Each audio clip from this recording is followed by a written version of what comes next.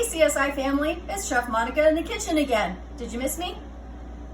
So today I'm making my world famous banana flax pancakes.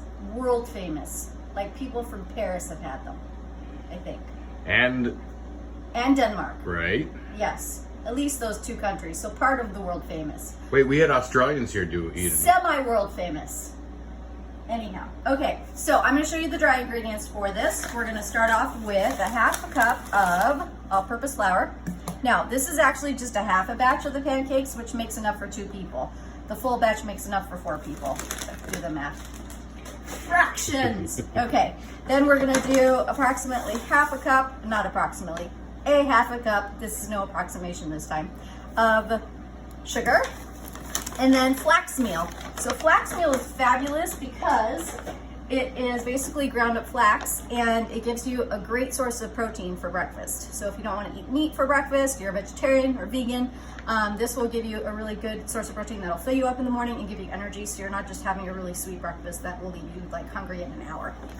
So about, it's a quarter of a cup plus an eighth of a cup. I can't do that math, but I can show you how to use a measuring cup to do it. So we'll put that in there. And then we need our leavener. So we've got a little bit of baking soda, about a quarter of a teaspoon of baking soda, and 1 3/4 of a teaspoon of baking powder. Fun fact, if you don't have baking powder at home, you can make it yourself. It's actually not hard. All you need is 1 part baking soda, 1 part cream of tartar, and 1 part of cornstarch. That's it. That's all that's in here. So you can buy it pre-made, or if you're at the end of the pile and you've gone through all of your ingredients and you've got nothing left and don't want to go to the grocery store, make it. What are those 3 ingredients again? Cream of tartar, cornstarch, and baking soda. Chances are you probably don't have cream of tartar on hand, so that goes out the window. So never mind. But if you did, you can make your own. A little bit of salt. Again, most of the time when you bake, there's salt in the recipe, and that's just to accentuate the sweet. And then pumpkin pie spice, apple pie spice, or the other thing I love using in these is Chinese 5 spice, which is a combination of cinnamon cloves, nutmeg, Szechuan peppercorn, and anise. Really fabulous flavor. It can be used sweet or savory, but I love it in pancakes. So if you have that on hand or are going to the store and decide you want to buy some, you can grab that as well. So that's the dry ingredients, and then I'll be right back with the wet ingredients. Okie dokie, so I have our dry ingredients. Now, we're gonna do our wet ingredients. So what I have here is 3/4 of a cup of buttermilk. If you don't have buttermilk, you can always take 3/4 of a cup of regular milk and add roughly a teaspoon or so of either lemon juice or vinegar into it. And let that stand for 10 minutes, and it'll kind of curdle up the same way that buttermilk does. Basically, the reason you're using the buttermilk is it's a little bit higher in acid, and that actually causes the pancakes to leaven a bit. So if you look at the pancakes when they're done, they look really hearty, like almost dense looking, but when you cut into them, they're super light and fluffy, and that's kind of the magic of them, the thing that people are like, oh my god, these are the best things ever. Filling, yet super light. Contradiction or magic. Okay, to that we're also gonna add a tiny bit of orange blossom water. I know, it's a disease. You don't have to, just for fun, a little bit of extra flavor. A little bit of almond extract if you have it, again, optional, but I like the almond in there. Kind of gives it the idea of like, banana nut bread or banana nut Cheerios or whatever. Vanilla extract, not optional. Unless you run out of it, in which case optional. Nowadays, anything's optional if you can't go to the grocery store. 1 egg. Whoop, that was a very hard eggshell. Okay, let me chuck that. And then a teensy bit of grapeseed oil. About a cup, it's not a cup, sorry. Tablespoon and a half. Why grapeseed oil? Because grapeseed oil is generally less genetically modified than canola, has a nice neutral flavor, can be used for almost anything. It has a high smoke point, so it can actually be used for frying, which is great. So I'm actually gonna cook the pancakes in that instead of butter so that the pancakes don't burn.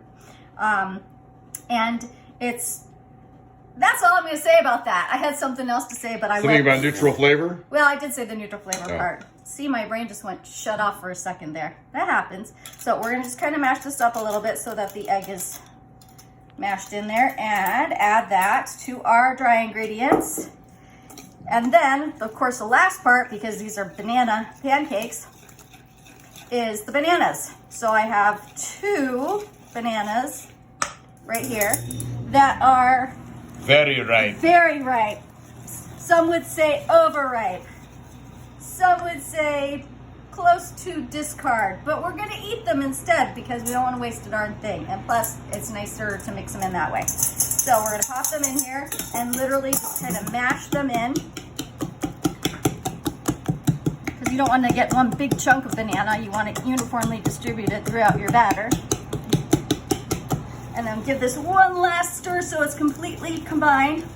And then I'm gonna actually let this sit for probably 5 to 10 minutes just so that it gives it a chance to start leavening. You'll start to see little bubbles forming in there, a little frothing going on from the baking powder, and then we'll cook them up. Okie dokie, so we've let the batter sit for a little bit. I don't know if you can see how that's thickened up and it's starting to kind of have little bubbles forming. That's exactly what we want. So now it's ready to cook. So I have my pan preheating over here. And to that I'm gonna add, as I said, a little bit of grapeseed oil just to coat the bottom of the pan.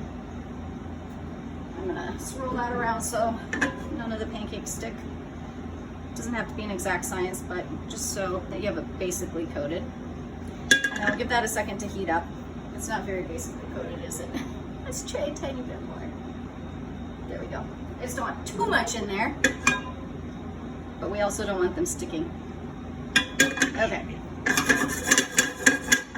Perfect. So, I like to use an ice cream scooper, which is roughly about 1/4 cup or so of batter per pancake. And we just scoop it in. And this will make, like I said, 2 servings, which is basically 3 pancakes per serving. Or if you really, really like your pancakes and are a big eater, it's basically 1 serving or 6 pancakes per person. Which is my breakfast today. Which is basically what Jeff is having for breakfast today. So we're gonna let those sit in the pan for probably 3 to 5 minutes or so, just until they start to get crispy around the edges and start bubbling up, and then I'll show you how to flip them in. Alrighty, so these are almost ready to flip. If you get close to the pan, you can see just at the bottom here how they're starting to brown. And I don't know if you see little pops here of the bubbles that are starting to form, so that means it's ready to go. Pancakes flipping is sort of it's an Olympic sport. I don't know if I'd win a gold medal at it, but I'm pretty good at it. It's really just about flip of the wrist, and you gotta be fast. So you really wanna take your spatula and just kind of quickly shove it underneath, and then flip it really fast, just like that. Okay, sorry, I was watching you. Go. Quick, underneath, and then flip really fast. One more time, quick underneath. Oh, see, that's why we don't want to make them stick, and that's it. Now, we're gonna give them probably another 2 to 3 minutes on this side.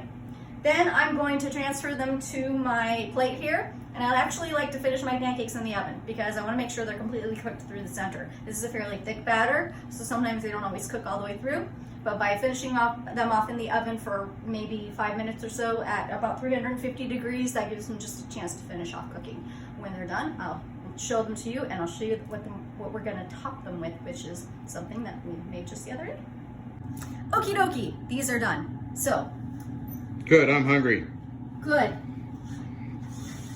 So we've got our short stack, which are soon to become a tall stack, of our banana flat pancakes. And I don't know if you remember the other day, I made homemade apple compote. So we're gonna actually top these with homemade apple compote, which is heaven! Like angels, the pancake angels are singing from above. Or if you don't wanna go to the trouble of making the compote, maple syrup will do just fine, but just make sure it's the real deal. Pure maple syrup, not the high fructose corn syrup version of that. So we're gonna pop some of this on top, just so you can see what it looks like. Tell me that this does not make you crave breakfast right this second. Yes, it does. It does. All right, let me just show you what they look like. So if you take your little fork or your big fork, oops. The apples are, see that? You can see the little chunks of banana in there. So it's basically like banana bread in pancake delivery format. How can that be bad, right? Enjoy, guys.